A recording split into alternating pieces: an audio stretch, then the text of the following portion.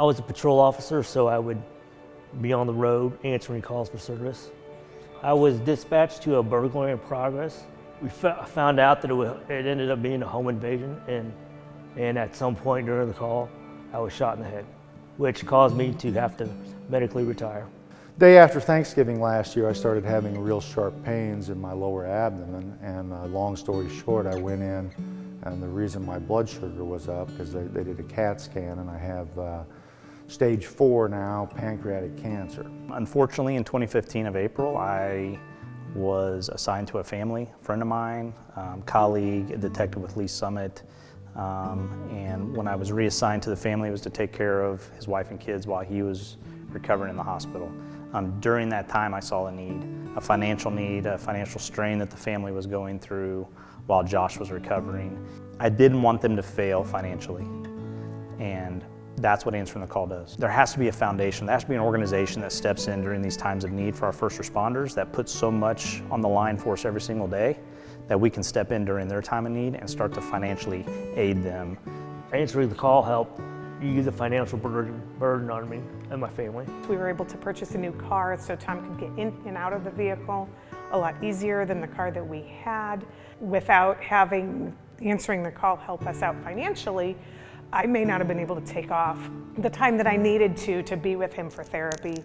My connection to Answer the Call is I was diagnosed with cancer in January of 2019, and Answer the Call provided financial support for my family while I was in that battle. You're there with this scary diagnosis and you don't know how much time you've got.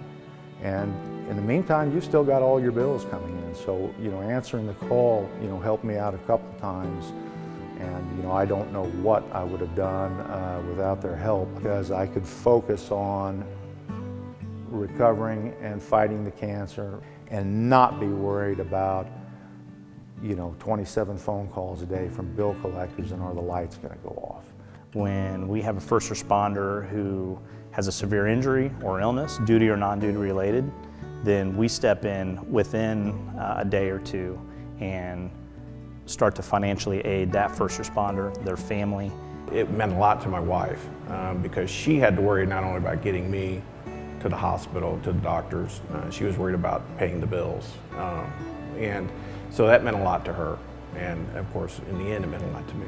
I learned about Answering the Call whenever we had 2 officers that came down with cancer in January of 2019 at the same time. Whenever I reached out to the foundation, Ron was there at our police department within 2 days and put a check in my hand so that way I could give it to the officers that went down, which was extremely helpful, especially in the time of need that they were in.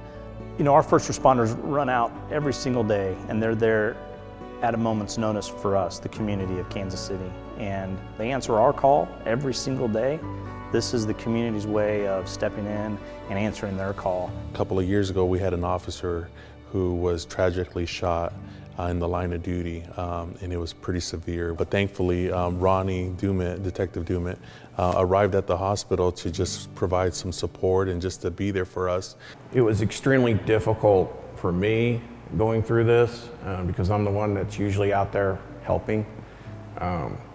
It was hard for me to ask, but Answering the Call made that easy because I knew who it was coming from. I knew it was coming from people who understand what our experiences are. We're called to service, and we're constantly helping other people, but nobody ever thinks about what happens when we're in need. The first responders are very important to us because I feel like they're always giving to everybody else, and it's hard for them to ask for help. And so we want to reach out to them and try to encourage the community to help them help each other. I got connected with Answering the Call through our Be Unique Challenge recipients last year, Katie and Michael Wells, and it was something recently that made me feel like we needed to honor the spirit of Michael and give back to this organization that he believed in so strongly. We step in as a resource to help. That's all it is. We're just there to help. And with that comes a check. And that's where those donations are so critical to us. Every little dollar helps. I would encourage people to donate to Answering the Call because with the experience we've had, it was just a matter of, hey, we're here to help, and they did. It's so important that when people are so giving of their money, that they know exactly where all of that is going.